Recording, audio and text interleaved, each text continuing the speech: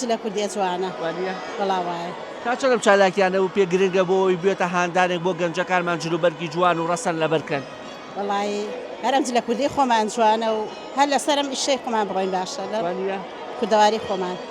پێت وایە ئێستاکێ کاڵ و کرج بووینەتەوە لە جلوبەرگە کوردیغا بە تایبەتی ئافرەتان زۆریش بای جلی کوردی کۆنا هەر نەیەڵاوە ناوەڵڵا ئەو داحاجیەی ئەو کۆڵوانە جاران ئەگەر بەسەر شانتۆ نەبووایە هەر حیاتە چۆ پێوە نەبووایە کەچی ئێستا هەر ئێستا هەر ناشکری خوا نەبێت تاو ناشرینیان کردۆ جلی کوردی تا چەند دڵخۆشی گەنجەکانمانەوە جلی کوردی لەبەرەکەن جلی کوردی ڕەسەن زۆر دڵخۆشم زۆر جوانە زۆر حەزم لێت ئێستا پڕ بە دڵ تازە ناگەڕێمەوە بیکەمە بەرم داحاجیان سەلام عەلەیکوم باشن شکر یاخوا چاو خۆش بێت تا چەند دڵخۆشی ئەم جلوبەرگە جوانانە لەبەرم دڵخۆشم هیوادارمە سەرکەوتوو بێت ئینشاءڵڵا هەر لە ناو شارەواتویت بەڵێ لە زەرگەتەی کۆنەوە ڕابردووە جلوبەرگێکی ڕەسەن و پۆشتە کوردەواریوانە کە چی ئێستا لەو بازارە زۆر دەستکاریان کردووانی ئەرێوەڵا ئەم جلوبەرگە زۆری باشە بە زۆری خراپە زۆری خراپە ئەرێوەڵا ئێستا ئەم فیستیڤاڵانە گرنگە کە برێوی پێبینوانی ئەرێوەڵا دەستان خۆش بێ سەرکەوتوو بن ئینشەڵڵا لەشتان ساف بێ یاخوا جاران جلوبەرگی جاران نەوعەکانی چۆنی بوو یعنی جاران زۆری هەر جلی کوردی بوو مەسەلەن کەوا بوو ساڵتە بوو بڵێن کۆڵوانە بوو ئەوانە بوو کراسی کوردی بوو کراسی چینداریانە کرد ئەوانە هەبوو ئەم جاران ئیشیشان بەو جلانەوە ئەرەوەڵڵا هەموو شێکشی بێکرا لەلای ئێستا جلی کوردی لەبەرکە خۆنا ئیشی ماریشی پێ ناکرد ئەو بوو وەڵڵا نازان خەڵک تەمبەڵ بووە ئەو زایەوە بۆ جلانەشە ئیشتانەکە ئەرەوەڵڵا هەموو شتێکمان پێوا کرد تا چەند ئەم هەوریە کە ئەیبینیت بەسەر ئەم خانمانەوە ئەو باتەوە بۆ ڕابردوو ئەرەوەڵڵا دڵخۆشم پیان لێشیان ساغ لە سەرکەوتوو من هەموویان ماشەڵڵا زۆر دڵخۆشە بینم یەخوا سەلامەت بی ئێوەش دڵخۆش بن ئینشەڵڵا هەمیشە دڵخۆش بن ئینشەڵڵا سەلامەت بی تا چەند دڵخۆشی ئەم گەنجانەوە بەم جلوبەرگە جوانە ڕەسەنە کوردەواریە خۆیان پۆشتە کردووە بەخوای گەورەڵی سەردایک بووم لەبەرەوەی پێم خۆشە با گەنجەکانمان ڕابێن بزانن قەدیم چۆن بووە و دایک و باوک چۆن بووە و ئاگاداری هەموو شتێ بن گرنگە هانیان بین گرنگە هانیان بن ئەرەوەڵڵا جاران کەوا و کۆڵوانە و دەسماڵ و کڵاوزەڕ و ئیشیشیان پێوە کرد هەموو کارێکشمان پێوە ئێستا تەمەڵ بوون چیە لە ناکرێت تەمەڵ بووین و هانیان نادەین هانیان دەن با فێر بنەوە با فێر بنەوە بە ئەرەوەڵا با قەدیم زیندکەینەوە ئێستا زۆر دەستکاری جلی کوردیەکەن نەزانی هەر لە جلی کوردی ناچێ جانە ئەبێ هەر قەدیمەکە بێ ئێساکێ ئەم جلا هەم نەتەوەییە هەم شەرعیشە جوانیشە بەخوارە بەخوا زۆر قانومانانەیە ئەرەوەڵڵا دەستان خۆش بێ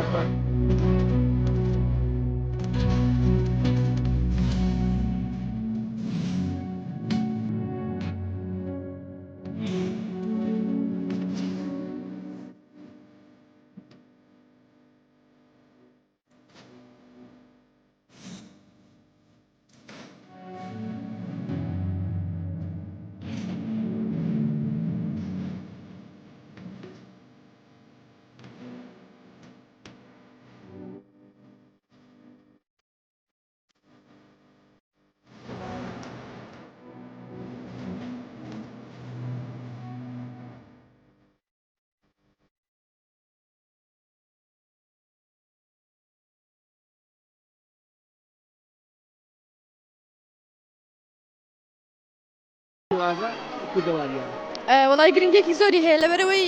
ئەم جلانە ئێمە مۆرکی کوردەواریە بۆمانەوەی جلەکانمان بۆ نەوەکانی داهاتوو تاوەکو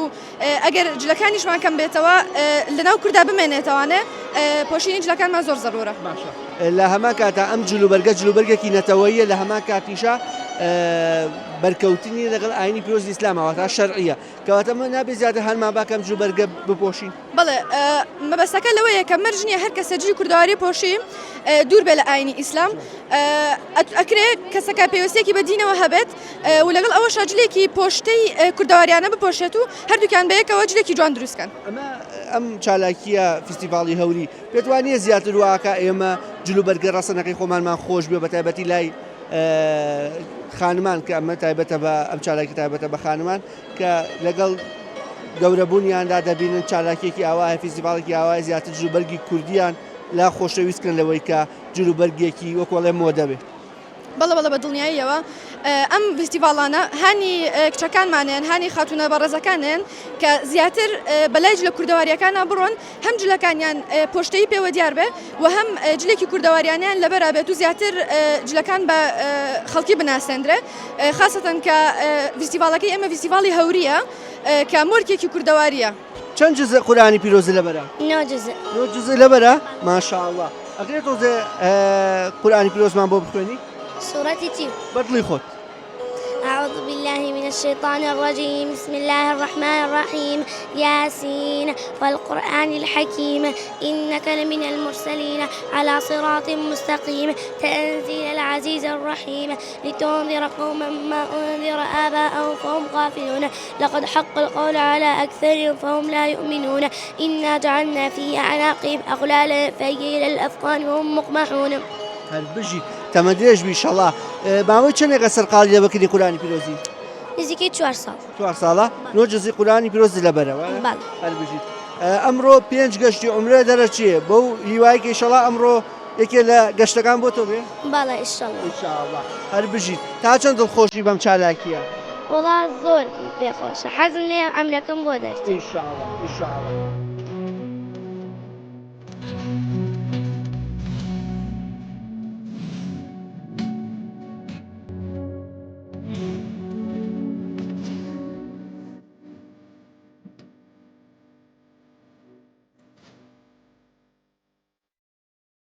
ئاسەیە ئاماژ لەم فیستیڤاڵەچ دەستان خۆش بە یاخوا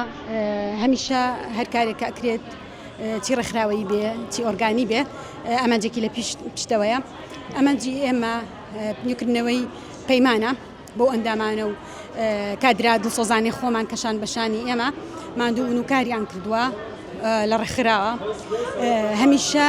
ئیشمان لەسەر بنیادنانی خێزان کردووە پەروەردەی گەنج کردووە پەروەردەی تا کردووە پەروەردەی کۆمەلگا کردووە بۆی بتوانین جوانترین خێزان و تەندروستی خێزان پێشکەشی کۆمەلگا بکەین لە یادی ڕێکخراوە ئەمەمان بەهێزانی ئەوە بیری ئەو ئەندام و دەست و لایەنگرانی خۆمان بخەینەوە کە بەڕاستی ئێمە هەمیشە پەیمان نوێەکەینەوە پەیمان تازاکەینەوە بەردەوام بین لەسەر ئەو مەها جوانانەی کە عینی پیرۆزی ئیسلام بۆ خاتم و خانمی دیاری کردووە. ئەم جلوبەرگە کە فیستیڤاڵەکەش هەوریە و گرنگیدان زیاتر بە جلوبەرگی کوردی هەم نەتەوەیی هەم شەرعیشە یعنی لە هەردوو ڕووکارەکە هاوکارێکی باشە بۆ ئەوەی کە ئافرەتی موسڵمان بتوانێت بیپۆشێت. یەکێکتر لە پەیامەکانی ئێمە ئەوەیە بەڕاستی هەوری سیمایەکی کوردەوارانەیە مۆرکێکی کوردیە کە بەڕاستی داپیرانی ئێمە زۆر گرنگیان پێیاوە توانیمانە حرمەت و حشمەتی خۆیانی پێداپۆشن ئێمە ئاینی پیرۆزی ئیسلام ئەمری پێکردنی خۆمان داپۆشین بەڵام داپیرانی ئێمە پابندی ئەوە بوون بە هەوریەکانی سەریان خۆیان داپۆش کردووە جیلەکانیان هەوری بۆ خۆیان و حرمەتی خۆیان پێ داپۆشیوە بۆیە پەیمان تازەکەینەوە کە بەڕاستی نوێکردنەوەی جارێکی تر کولتوری کوردەواریش تێکەڵ ئەەکەین لەسەر ئەو بەها جوانانێکی ئیسلام پێی ئاشان کردوون. هەندێک لە جلوبەرگە کوردیەکان دەستکاری زۆر کراوە شێوێنراوە تا چەند گرنگە فیستیڤاڵە گرنگی بە گەڕانەوەی مۆرکە ڕەسەنەکەی خۆی بات. هەمیشە گرنگیمان بۆیەوە بەڕاستی ئێمە ئاگاداری ئەوە بین هیچ ستایلێک غەیری نەتەوەی کوردە تێکەڵی ئەو شوناسە جوانە و کولتورە جوانی خۆمان ئەوژ لە کوردی جوانانی خۆمان کە بەڕاستی مۆرکی ڕەسەنایەتی پێوە دیارە تاکیدمان کردوتۆ لە ئەندام و کادریانی خۆمان خەڵکی خۆمان تەنان لە کۆڕ ڕۆشنبیریەکانمان ئاماژەمان پێ کردووە کە بەڕاستی بیپارێزین نێڵین هیچ کولتورێکی تر تێکەڵیکەین چکە جلی کوردی بە مانای کەلیمە یەکێکە لەو جلانی کە ئەتوانم بڵێم باشترین کاڵایە بۆ داپۆشینی هەموو ئەو شوێنانی کە خۆی پەروەردگار بە حەرام دایناوە بۆ ئافرەکان.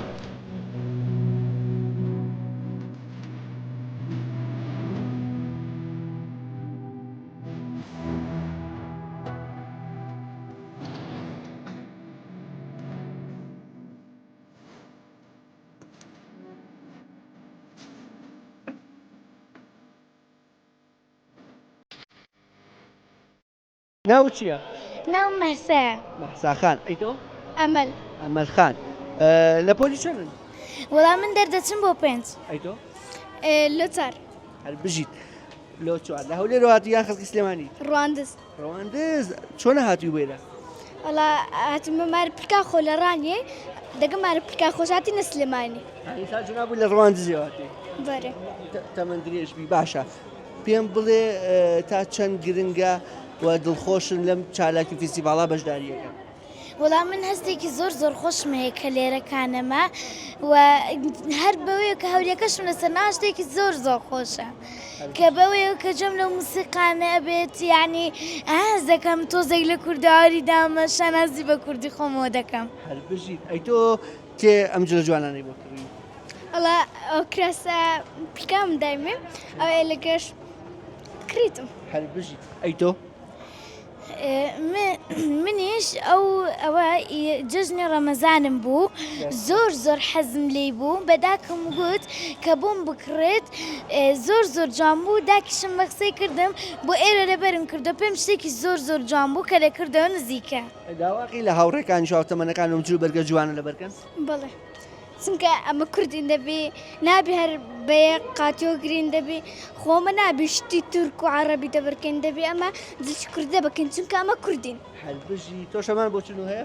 بەڵێ هەربژین دەستان ئەگەر هەورید لەسەر نەبێ یاخود لە ملت نەبێ لە کورە لەسەر قات و کابۆش بێت دەبێت لەبەرەوەی ئێمە شانازی بە کوردی خۆمانەوەکەین بۆیە هەر دەبێ هەوریەکە لەسەر نین هەربژین دەستان خۆش هەوریەکەم بخۆ بوو بەس لە بیرم چ نەمەزان دێم ئەو فستیڤاڵە لەبان دێنەمینە یانی خۆت هەوریت هەیە بەڵێ هەربژی تەمەن درێژ بن ئینشاڵڵا ئاگاداریان کردینەوە دەنا خۆمان منداڵی کوردی ئینشاڵڵا بۆ ساڵێکی تر دەستان خۆش بێ هەربژی حەزت لە چی کوردی هەیە زۆر چەند دڵخۆش بێ ئەمڕاتی بۆم چالاکی فستیڤاڵە وڵای زۆر دڵخۆش بوو بەس ئەمرەکە شموری من ناکە شمولی تۆ ناکە ئەمرەکە حەزەکەی ئەمرە بۆ دەرچیە ئینشاڵڵا گەورە بیت و ئەمرەشی بۆ دەرچ ئینشاڵڵا ئەی ئەمە درێژ بی زۆر سپاس باش گێڕادێرە ناوەکانی خوددا بە دڵ بسپێرە دیان پارێزە لە دڵ و زیهنە سیفەتی باڵا و ئەسمائی حوسنە ناوەکانی خوددا زۆرەواتەن من زۆر بە کورتی ئەیان کەم دەیات ئەسما و سیفات زەریای بێبنە ئەمانە تەنها نەسیبی منە هەربژی وەڵا زۆر گرنگە سەرەتا بەخێر بن سەر چاو بەڕای من زۆر گرنگە ئەم چالاکیانە ئەم فستیڤاڵانە لەبەرەوەی ئەم کلتورە بناسێنین بە مناڵەکانمان بەنەوەی دوای خۆمان ئێمە خۆمان لەوە چێم شتانە بزانین بەس نەوەکانی دوای ئێمە نازانن بۆیە من زۆر بە زەڕوری ئەزانم ئەم جلو بەرگە هەم نەتەوەی و هەم شەرعی شەواتە بەرکەوتنی نییە بەتاکید ئەمە جلی کوردیە یەکەم جلی شەرعیە چونکە دایکان و نەنکی ئێمە باڵاپۆشیان هەر بە جلی کوردیەوە کردووە بە جلی ڕاستەنی کوردی شەرعی جا هەوریش یەکێکە لەو بابەتانەی کە زۆر ئافرەتانی خۆمان نەنک و داپیرەکان مەسەلەن دایکەکان زۆر گرنگیان پێداوە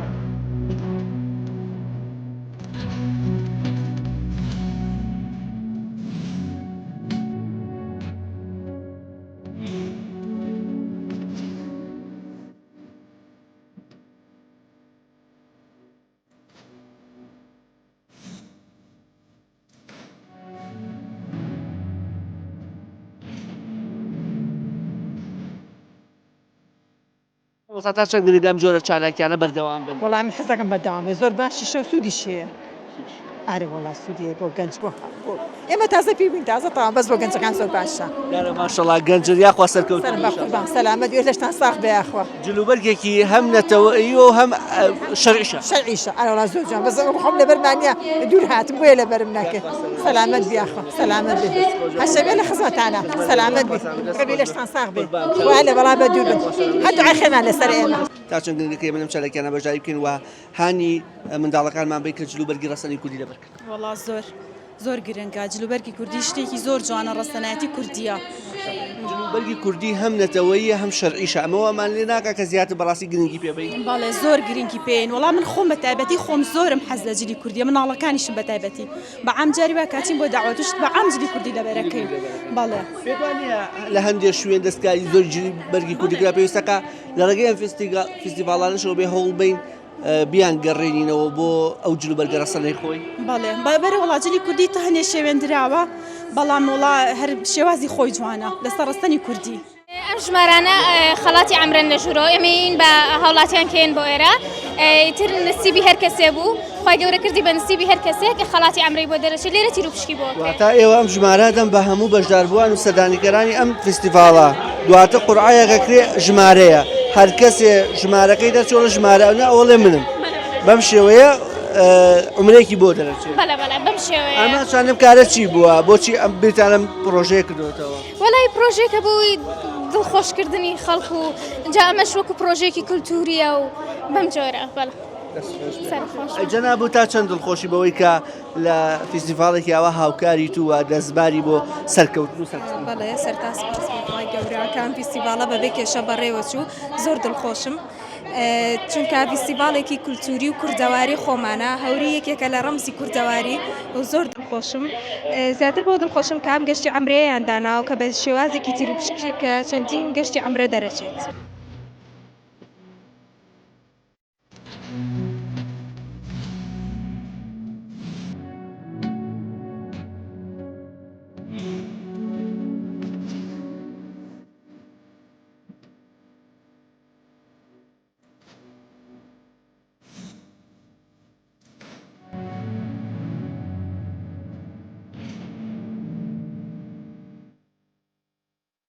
زۆر زۆر بۆ لە ناو کوردەواریە زۆر خۆشە و خوشکانیان بۆ ئێرە و دەستێکی خۆشە و هەمووی مەگە گەنجەکانمان فێری شتی جوانەکەن و شتێکی زۆر زۆر باشە. ئەم لە بەرگە کوردیە جلوبەرگێکی هەم نەتەوەیی هەم شەرعیشە بەڵێ وەڵام شەرعیە و هەم کوردیە و هەم هینی باو باپیرمانە و هەم شتێکی جوانە زۆر زۆر جوانە جلی کوردی. ئێستا ئەڵێن بەکارهێنانی لەبەرکردنی قورسە و ئیشی پێوە ناکرێ و لە کاتی خۆشیاکە چی ئەو هەموو جلوبەرگە و کەوا و کۆڵوان ئەوە کرا و ئیشی شەکرا وەڵاوە بوویسە ئەو سادایک بوو ئەوانمان ئەیان کرد ئیشیان پێوە ئەکرد مەشکیان پێوە ئەجەڵ مانگایان پێوە ئەدۆشی بەس بەخوا ئیساکردنی ئێمەمانە بۆمان ناکرێت پێوەی نەوەخوا ئەو کارەکەی چییە؟ وەڵایی نازامی تەمەڵی خۆمانم دوو لە ئێوە تا چەند دڵخۆشی بەوەی کەم گەنجانە بینی بەم جلوبەرگە کوردیە ڕەسەنە شەرعیە خۆیان داپۆشی وەڵایی دڵمان زۆر خۆشە هیوادارم هەموو کچێکی کە ئیسە تازە پێگا خۆی داپۆشێت و شتێکی جوانە شتێکی ماقۆڵە شتێکی کوردەواریە زۆر زۆر جوانە وەڵا جەنابەت وەکو خۆت ڕۆژانە یان هەفتانە یان مانگانە چۆن لە بەریدەکە یان بۆ بوونە و سەردان میوانەکان لە ئەیپۆشی یان کەمتر وەڵامی خۆم زۆرم حەزی لە جلی کوردیە بەس کە لە بەری شتێکم تۆزە پێی ئیزعاجم زۆریشم حەز لێیە بۆ میوانی بۆ بۆنەکان لە بەر یەکەم ئینشەڵڵا تا چەند گرنگەم جلوبەرگە کوردیە زیاتر برەی پێ بێ زیاتر لە بەری وەڵی زۆر گرنگە کللتورێکی ڕاستەنایەتی کووردە هیوادارم هەموو گەنجێک بەشداری تێدا بکات. ئەم چالاکی و فستیڤاڵە تا چەند بەدیێزانی تا بێتە هاندانێک بۆەوەی کچان و گەنجان ڕوو لە پۆشینی جلوبەرگی کوردی بکەن. زۆر زۆر گرنگە جاران جلوبەرگی کوردی شتێکی ماقول بووە ئێستاش هەروایە بەڵام ئیتر هەنێگەیە دەستکاری کراوە بۆیە ئەوەی کە گوێبیست بوون لە بەرنامەکەدا قسە و وتەی بەشداربووانی فستیڤاڵەکە بوو باسییان لەوەکە کە جلوبەرگی کوردی ڕەسەن هەم نەتەوەییەوە هەمیش شەرعیە و لە هەمان کەشە باسییان لەوەکە کە لە ماوەی ڕابردوودا کەمێک گۆڕانکاری بەسەر جلوبەرگەکە داهێنراوە بەڕاستی گرنگە کە ئێمە جلوبەرگی ڕەسەنی کوردی لەبەرکەینەوە بەبێ ئەو دەستکاری کە لە ئێستادا لەم سەردەمەدا بۆی کراوە و لە فستیڤاڵەکەشدا 4 گەشتی عومرە بە بەشداربووان بەخشرا لەلایەن چەند کۆمپانیایەکی دیکەوە ئەوە ئێستا پێم دەڵێن کە ژمارەی عومرەکانیش بۆ 5 عومرە بەرز کرایەوە کە ئەوانەی بەشداریان کردو هەم بەهرەمەند بوون لە وتار و سرود و ئەو پەیامانەی لە فستیڤاڵەکەدا خوێندایەوە لە هەمان کاتیشدا 5 کەس گەشتی عومریان بۆ دەرچوو تا بەرنامە و بە یەکگەشتنەوەیەکی دیکە بەو خودایەتان دەسپێرم کە سپارتە زایەکە